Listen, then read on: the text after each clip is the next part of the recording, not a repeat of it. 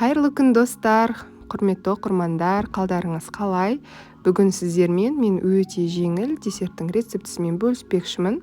Және де осы құлпынайлардың сезондары келіп қалды, сондықтан да барлық жерден табылады деген ойдамын.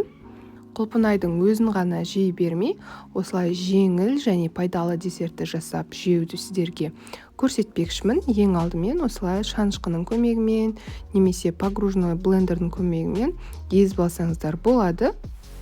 Құлпынайды езіп болғаннан кейін чия тұқымын, яғни чия семенасын саламыз бірденен.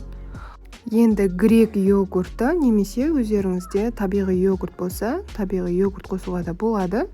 Ең соңында табиғи балды қосып жатырмын мен.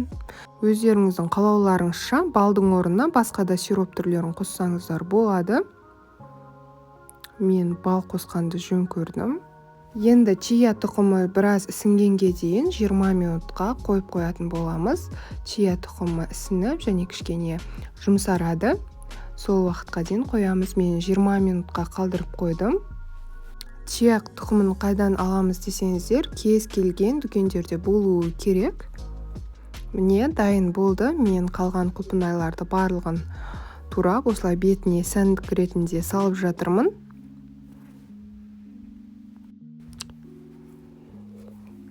Дәмі өте керемет болған. Міндетті түрде отбасыларыңызға жасап көріңіздер, және де ұнайды деген сенімдемін. Ішіндегі құлпынай және де чия семенасымен керемет үйлескен десерт. Міндетті түрде жасап менімен бөлісуді ұмытпаңыздар. Және де лайк басып өздеріңіздің пікірлеріңізді де қалдырып кетіңіздер. Ас болсын, сау болыңыздар.